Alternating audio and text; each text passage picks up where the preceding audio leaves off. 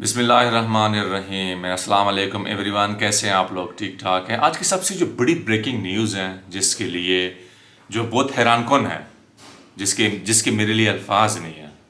اور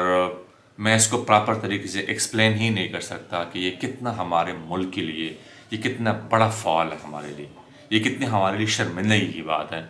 کہ Chinese company نے اپنے جتنی بھی چائنیز انجینئرز کام کر رہے ہیں اپنے کام سسپینڈ کر دیے پاکستان میں۔ داسو ڈیم پہ جو کام ہو رہا تھا، دیا میر ڈیم پہ جو کام ہو رہا تھا، اور پاشا ڈیم کے اوپر جو کام ہو رہا تھا، ان سب کے میں جتنی بھی انجینئرز تھے ان لوگوں نے اپنے کام جو ہیں وہ سسپینڈ کر دیے۔ جیسا آپ لوگوں کو پتہ ہے، کراچی میں جب ایک چائنیز کو ہلاک کیا گیا تھا، ایک ٹیچر تھے، تو اس کے بعد تقریباً 40 سے 50 ٹیچر جو تھے انہوں نے پاکستان چھوڑ دیا تھا۔ ابھی ریسنٹلی جو ملکن ڈویژن میں چائنیز انجینئرز کے اوپر جو حملہ ہوا ہے، یہ اتنا پاکستان کے لیے ڈیمیجنگ ہے، کیونکہ جو انٹرنیشنل امیج ہے پاکستان کا، جس طریقے سے میں نے پچھلی ولاگ میں ذکر کیا تھا کہ کسی بھی ملک کے لیے، کسی بھی کنٹری کے لیے سب سے جو امپورٹنٹ چیز ہوتی ہے بزنس پاکستان میں لانے کے لیے، اس کے لیے سب سے ٹاپ پرائیورٹی کی چیز جو ہوتی ہے وہ ہے سیکورٹی، کہ اس ملک کی سیکورٹی کیسے۔ اور ہمارا امیج انٹرنیشنلی اتنا خراب جا رہا ہے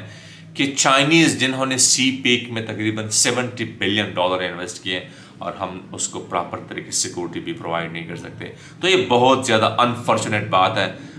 پاکستان کے لیے کہ چائنیز جو ہیں انہوں نے پاکستان چھوڑنا شروع کر دیا ہے۔ تقریباً آلموسٹ 991 انجینئرز ہیں، انہوں نے اپنا کام جو ڈیمو کے اوپر چل رہا تھا، جنہوں نے پاکستان کے لیے بجلی بنانی تھی، جس کی ضرورت ہمیں تھی۔ چائنا کو کوئی ضرورت نہیں ہے بجلی کی، چائنا کو کوئی ضرورت نہیں ہے ڈیم کی، وہ ہمارے لیے کام کر رہے تھے، ہماری ہی پروجیکٹ کے اوپر کام کر رہے تھے، ہمارے ملک کے فائدے کے لیے کام کر رہے تھے، لیکن انفارچونیٹلی ہم نے اس کو پراپر طریقے سے ہینڈل نہیں کیا، اس کی سیکورٹی مینیج نہیں ہوئی، اور اس نے اینڈ کے اوپر، کیونکہ دیکھو اس کے پیچھے ریزن کیا ہے؟ اس کے پیچھے ریزن یہ ہے کہ چائنا میں بہت عرصے سے، کافی عرصے سے جو ہے وہاں پہ جو پاپولیشن کا ایشو ہے وہ بنا ہوا ہے۔ چائنا میں آپ کو پتہ ہے کہ ہر ایک بندے کا ایک بچہ ہوتا ہے، یا بیٹی ہو یا بیٹا ہوتا ہے۔ تو یہ تقریباً فار دا لانگ ٹائم، یہ تقریباً میرے حال میں کوئی 20-25 سال جنریشن گزر گئے ہیں اس میں، بلکہ اس سے بھی زیادہ ٹائم گزر گئے، جنریشن گزر گئے ہیں کہ چائنیز کی یہ پالیسی ہے کہ ہر ایک پیرنٹ کا ایک ہی بچہ ہوگا۔ تو آپ مجھے بتائیں کہ جب یہ انجینئرز یہاں پہ پاکستان میں کام کر کے چلے جاتے ہیں، تو جب ان کے بچے ہلاک ہوتے ہیں تو یہ اپنے گورنمنٹ کو نہیں بولتے ہوں گے؟ ایک بچہ اس کا ہوتا ہے اور وہ پاکستان میں آ کے کام کرتا ہے پاکستان کو سپورٹ کرنے کے لیے، اور وہ یہاں پہ ہلاک ہو جاتا ہے۔ تو یہ بہت بڑی جو ہے ہمارے لیے کنسرن ہے، بہت بڑا ہمارے لیے جو ہے یہ فیلئر ہے، میں سمجھتا ہوں اس کو دیکھنا چاہیے ہماری گورنمنٹ آف پاکستان کو۔ دوسری چیز جو کہ آپ لوگوں کو پتہ ہے کہ بہت ہاٹ نیوز چل رہی ہے، جو 6 ججز نے ایک لیٹر لکھا ہے سپریم کورٹ، پاکستان کے جو چیف جسٹس ہیں قاضی فائز عیسیٰ، اور سپریم جوڈیشنل کونسل کو جو لیٹر لکھا ہوا ہے، تو اس کے اوپر جو ہے پاکستان تحریک انصاف نے ابھی ریسنٹلی جو ہے یہ پیغام دیا ہے کہ عامر فاروق چیف جسٹس آف اسلام آباد ہائی کورٹ اور چیف جسٹس جو ہیں پاکستان کے قاضی فائز عیسیٰ، یہ بھی جو ہیں ان سے بھی استعفیٰ مانگ رہے ہیں کہ بھائی آپ ریزائن کر دیں۔ اگر آپ اپنے ججز جو آپ کی رپورٹنگ لائن میں ہوتے ہیں اس کو آپ صحیح طریقے سے مینیج نہیں کر سکتے، تو پھر آپ باقی کیسز کو کیسے کنٹرول کریں گے؟ یعنی سوال یہ ہے، میرا کویسچن یہ ہے کہ ایک جج جو کہ اپنے چیف جسٹس کو بولتا ہے کہ میرے ساتھ زیادتی ہوتی ہے، تو مجھے یہ بتائیں کہ عام انسان یعنی پاکستان کا عام بندہ جب اس کو کوئی مشکلات ہوگی، کوئی قانونی اس کو مسئلہ ہوگا، کوئی قانونی پیچیدگیاں ہوں گی، تو جب وہ پھر کہاں جائے گا؟ جب ایک جسٹس، جب کوئی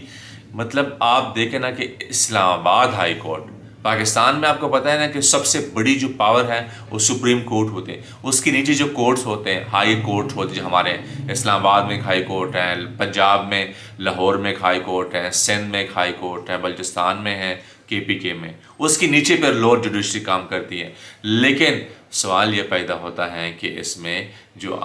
چیف جسٹس آف اسلام آباد ہائی کورٹ ہے عامر فاروق صاحب، اس کو ایکشن لینا چاہیے تھا، اس کو گورنمنٹ سے سوال کرنا چاہیے کہ بھائی یہ کیا مسئلہ ہے، یہ کیا پرابلم ہے؟ بہت سمپل سا سلوشن تھا، میرے حال میں کوئی آدھے گھنٹے کا 1 گھنٹے کا کیس تھا، لیکن انفارچونیٹلی جو ہے اس کو صحیح طریقے سے ہینڈل نہیں کیا گیا، اور اس وقت پاکستان تحریک انصاف اور باقی جو وکلاء ہیں، کیونکہ یہ پرابلم پاکستان تحریک انصاف کا نہیں بائی دا وے، یہ باقی جو سسٹم ہے پاکستان میں، جوڈیشری کا سسٹم ہے، ان کا یہ پرابلم ہے۔ تو پھر آپ یہاں سے اندازہ کریں کہ یہ کیسے جو ہے پاکستان میں آگے، جس طریقے سے میں نے چائنا والی بات کی، تو یہ کیسے جو ہے پاکستان میں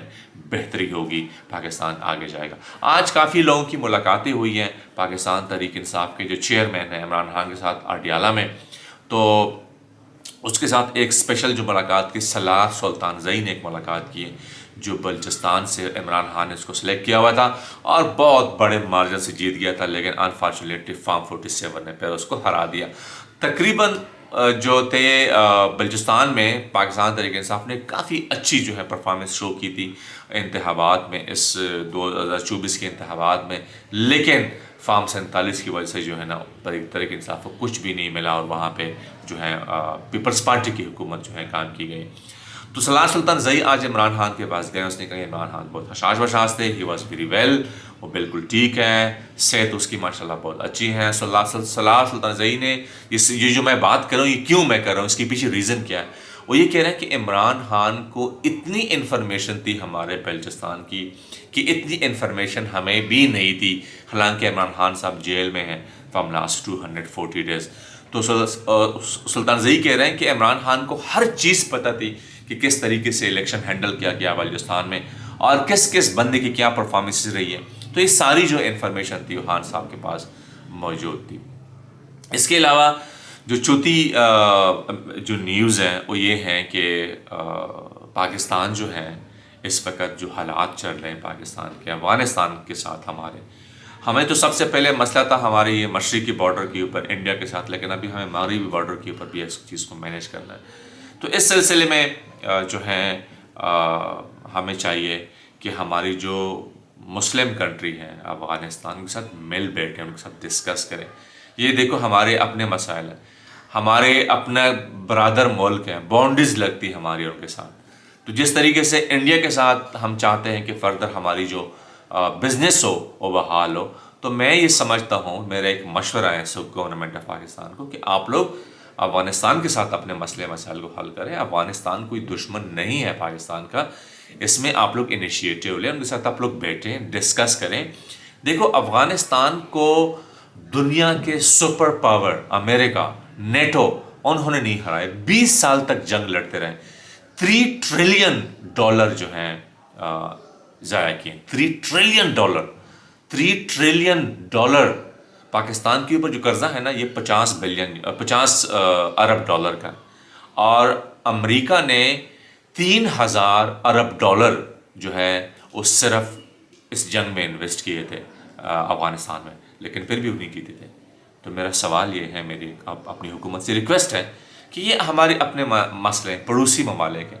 مل بیٹھ کے پرابلم حل کریں، ریدر کہ آپ کسی کانفلکٹ میں جائیں۔ ادر جو ہمارے اس وقت پاکستان کے پرابلم چل رہے ہیں یہ کوئی کم مسئلے تو نہیں ہیں، تو میری ریکویسٹ ہے کہ پلیز اس کو ضرور دیکھا جائے۔ تو تھینک یو ویری مچ، آج کے لیے اتنا ہی، تو انشاءاللہ نیکسٹ ویلاگ میں ملتے ہیں۔ اپنا بہت سارا خیال رکھیے گا، اور پلیز رمضان میں آپ لوگوں نے اسپیشل دعائیں کرنی ہے فلسطین کے لوگوں کے لیے، اور اس چینل کو ضرور سبسکرائب کریں، شیئر کیجیے گا۔ تھینک یو ویری مچ، اللہ حافظ۔